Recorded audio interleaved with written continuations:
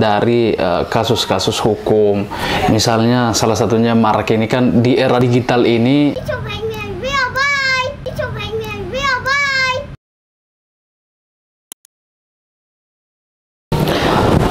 Halo, assalamualaikum warahmatullahi wabarakatuh, teman-teman semua. Kembali lagi bersama dengan saya Busman Rasid di channel ini, di channel berbagi cerita, berbagi kisah, berbagi ilmu, dan berbagi inspirasi.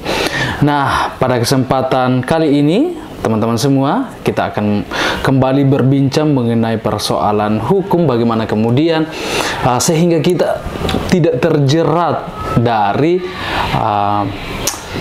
persoalan-persoalan hukum yang kemudian bisa memidanakan kita, bisa memenjarakan kita.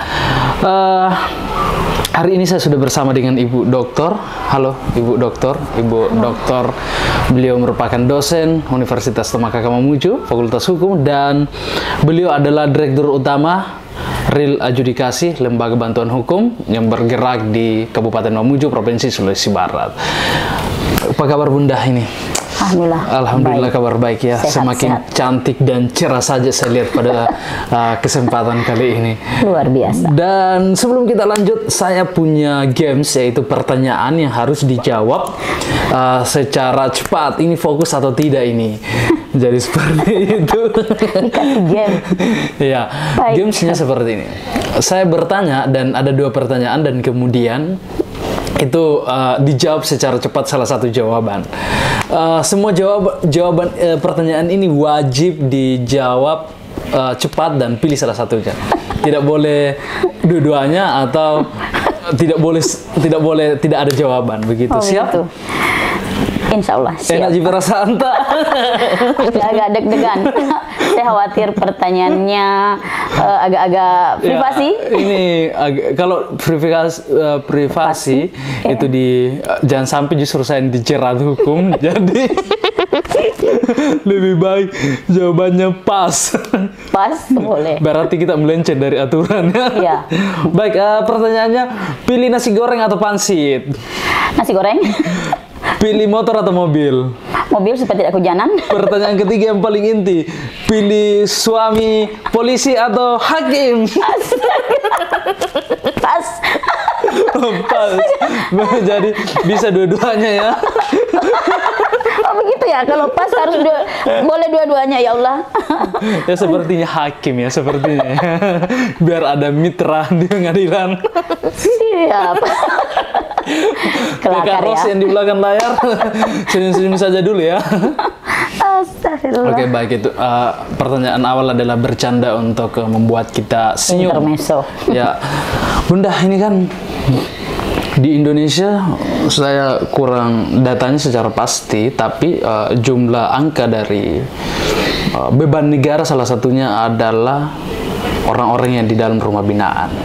Iya, warga binaan ya. Warga binaan. Salah satu beban negara yang bisa dibilang cukup tinggi juga itu membiayai warga binaan. Karena ya, betul. Karena lembaga sekarang sudah over kapasitas ya, dari semua jenis kejahatan, korupsi, narkoba. Ya, sehingga itu, ya. Dengan itu pemerintah mengeluarkan restoratif justice ya. Ada, itu salah satunya itu penyelesaian sengketa di luar pengadilan.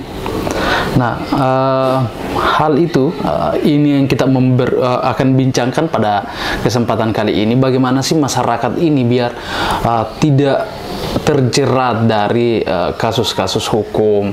Misalnya salah satunya marak ini kan di era digital ini, penggunaan sosial media ini kan salah sedikit mungkin dianggap bahwa tidak mengganggu hak orang lain. Kira-kira pencerahannya itu seperti apa, Bunda? Sebenarnya kita tidak perlu bicara terkait misalnya sosmed atau sosial media saja. Kita bisa saja kita terjerat permasalahan hukum tanpa kita sadari sebenarnya ya. Karena kenapa? Itu karena sifat dari manusia sendiri. Terkadang mungkin katakanlah dalam dirinya itu kan ada semacam rasa penasaran yang tinggi. Pada saat berada dalam kondisi itu ada euforia dalam dirinya yang selalu ingin eksis atau selalu ingin tampil, mungkin tanpa disadari. Itu tanpa disadari sebenarnya itu bertentangan dengan hak orang lain. Dia mengeksplor diri tapi dia lupa bahwa sebenarnya merusak hak orang lain. Dan yang itu yang tidak diperhatikan sebenarnya. Saya sering mengatakan begini, kita tidak perlu muluk-muluk dulu belajar hukum tentang teori, tentang asas misalnya dulu ya. Minimal kita paham dulu seperti ini. Kita ini kan manusia, masing-masing punya hak. Kalau Busmannya punya hak juga, Bunda juga punya hak. Begitupun dengan yang lain. Nah, masing-masing kita mau menjaga hak kita masing-masing. Cuman yang kadang kita lupa itu bahwa di samping hak kita sebenarnya ada hak orang lain yang harus kita jaga. Harus kita jaga, itu yang biasa dilupa. Artinya dia mengatakan bahwa seperti itu, sosmed misalnya dia memposting sesuatu misalnya, ya memang privasinya dia, sosmed itu sosial media, Facebook dan lain sebagainya, Instagram itu haknya dia. Tapi dia lupa bahwa sebenarnya namanya sosial media bukan hanya orang dewasa yang bisa melihat, tapi ada anak-anak yang belum cukup umur untuk menyaksikan itu. Itu salah satu contoh misalnya. Dia lupa, itu euforia yang ini. Hanya sekedar ingin mengeksplor diri, terlalu senang misalnya. Nah, persoalannya begitu. Ya, satu yang sering saya bahasakan, meskipun misalnya ketika ketemu orang-orang, atau bahkan dalam kelas ketika mengajar, saya sering katakan begini, jangan pernah lupa bahwa di samping hak Anda itu ada hak orang lain yang harus kita jaga. Salah satu contoh, kita mahasiswa kan banyak kan yang indekos ya, kayak begitu. Itu persoalan sepele kedengarannya. Kita setel musik keras-keras, misalnya kita punya kamar itu hanya 2x2. Sementara itu kan ruangannya itu tidak kedap suara. Suaranya nyebrang kemana-mana, ke samping, ke tetangga kamar yang sebelah, yang di depan dan lain sebagainya. Itu sebenarnya kan mengganggu kenyamanan orang. Mengganggu kenyamanan orang. Ini yang tidak diperhatikan. Nah, kalau orang merasa terganggu, kira-kira apa yang muncul? Ya bisa jadi, ya ada. Ya bisa jadi orang keberatan dengan itu. Menegur, ya kalau menegurnya baik, kita juga ikut marah, emosi. Emosi. Ini sering terjadi di lingkungan masyarakat. Misalnya begini, ini kan pernah juga terjadi kasus begini. Putar musik seperti yang tadi, terus kemudian tetangganya ini karena si dasar yang mutar musik ini tidak tahu jam istirahat, sudah masuk jam istirahat, sehingga siang-siang bolong keras musik, karena baru tidak bisa bangun tidur, terus menegur dan tersinggung. Jawabannya seperti ini. Kenapa kah? Kalau mau kau juga dengar, kalau mau kau juga dengar misalnya, beli kau juga. Ini kan anuku punya saya. Terserah mau kerasnya bagaimana. Terserah. Nah, padahal ada hak orang lain. Ada hak orang lain. Kita punya rumah. Rumah misalnya ini seperti ini. Ini kan kita misalnya tinggal, katakanlah kita tinggal di kompleks. 5x6, ya kayak begitu. Luasnya 5x6. Berarti hak kita hanya ada di situ sebenarnya. Hak kita itu hanya di ukuran itu saja sebenarnya. Kita tidak boleh mengatakan bahwa saya punya hak mau setel musik, mau ribut, mau apa, tanpa memperhatikan ketertiban umum. Karena di lingkungan sekitar itu ada orang lain. Artinya ya kita juga sebagai manusia ya harus, memang kita diikat oleh aturan. Kita ini adalah negara hukum, jangan pernah lupa. Meskipun mau tidak mau segala apapun yang kita lakukan itu harus taat dan patuh ya. Harus patuh pada hukum, karena kita ini warga negara Indonesia yang otomatis itu adalah negaranya itu dasar, apalah istilahnya, negara kita adalah negara hukum. Jadi harus segala sesuatu yang kita lakukan itu harus didasarkan atas hukum. Tidak boleh semena-mena. Kita tidak boleh menggunakan hak berlebih-lebihan, karena satu itu, karena hak orang lain, orang lain juga punya rasa ingin tenang. Nah, kalau apa yang kita lakukan itu kan sudah mengganggu ketertiban umum. Orang mungkin karena persoalan sepele, tidak pernah dibayangkan, akhirnya timbullah hal lain yang bisa dari itu, apalagi menjadikan masalah besar. Misalnya bisa saja dari situ ada perkelahian, ada bahkan bisa jadi kalau di daerah tertentu yang emosinya gampang tersulut, misalnya itu bisa tanpa kita menyebut etnis ya, orang gampang emosi misalnya karena tersinggung dengan teguran, karena orang yang baru bangun, ya cara menegurnya juga mungkin namanya orang baru bangun tadi, tersinggung orang yang mendengar, ya tidak bisa disalahkan juga. Artinya karena memang dia juga punya hak untuk istirahat. Sehingga muncul perselisihan. Akhirnya masuk lagi ranah hukum. Dan itu ya, tidak boleh kita langsung menjustifikasi orang. Artinya begini, dia itu ini sudah tidak pernah tahu, tidak mendengar, tidak kolokan, tidak ikuti tren. Sudah dikasih dengar gratis, kita yang beli, kita yang kasih dengar gratis. Ya, sudah kasih dengar gratis, masih banyak protes. Tapi sebenarnya kan persoalannya tidak sederhana itu. Tidak semua orang suka hura-hura dengan suara keras misalnya. Iya, seperti itu. Ya, karena ya itu kan ada sisi istilahnya, tidak bisa juga langsung menghakimi orang karena ada istilah praduga tak bersalah di dalam jawab. Apalagi kalau artinya begini, ini kan misalnya yang seperti itu tadi kan ada asas praduga tak bersalah. Kalau bahasa kerennya ya presumption of innocence, artinya asas praduga tak bersalah itu selalu dikedepankan. Ketika itu biasa juga di masyarakat muncul seperti itu.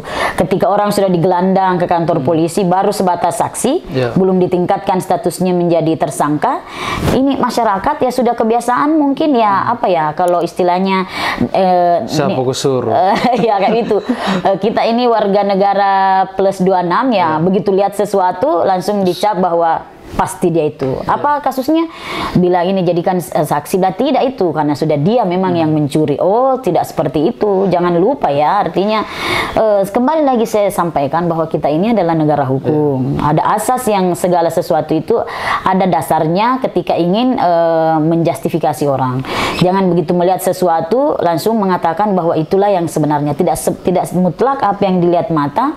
Itulah sebenarnya kejadian yang sebenarnya. Kan itu tadi. Di luar dari ketentuan hukum. Ya, karena itu tadi asas presumption of innocence, artinya orang itu tidak bisa dinyatakan bersalah tanpa ada putusan pengadilan yang telah berkekuatan hukum tetap. Yang bagaimana dikatakan berkekuatan hukum tetap itu sudah ingkrah. Ingkrah itu artinya tidak ada upaya hukum setelahnya. Misalnya dia di tingkat pengadilan negeri tidak ada upaya hukum.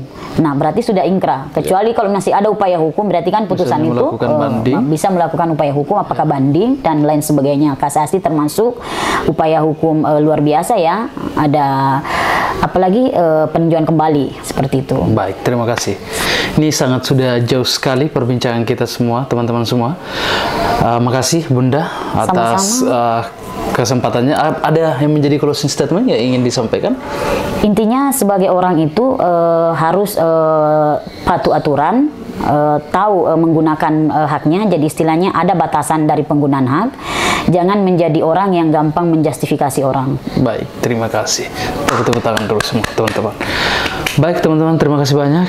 Sekali lagi saya kembali perkenalkan bahwa beliau adalah salah satu dosen di Universitas Tamakaka Fakultas Hukum, dan yang paling penting adalah teman-teman kalau ingin melakukan konsultasi hukum, beliau adalah Direktur Lembaga Bantuan Hukum Real Adjudikasi. Silakan komunikasi ke beliau di bawah ini informasinya, Facebook dan Instagram. Terus ada di deskripsi saya tempel akun Facebooknya beliau, dan teman-teman semua bisa juga menghubungi saya ketika ingin melakukan konsultasi hukum, dan saya akan sambungkan ke beliau konsultasi ataupun pendampingan hukum. Baik, terima kasih. Semoga kita semua sehat-sehat di tengah pandemi ini, dan teman-teman jangan lupa di kolom komentar yang bijak, dan silakan klik subscribe. Terima kasih. Assalamualaikum warahmatullahi wabarakatuh. Waalaikumsalam warahmatullahi wabarakatuh.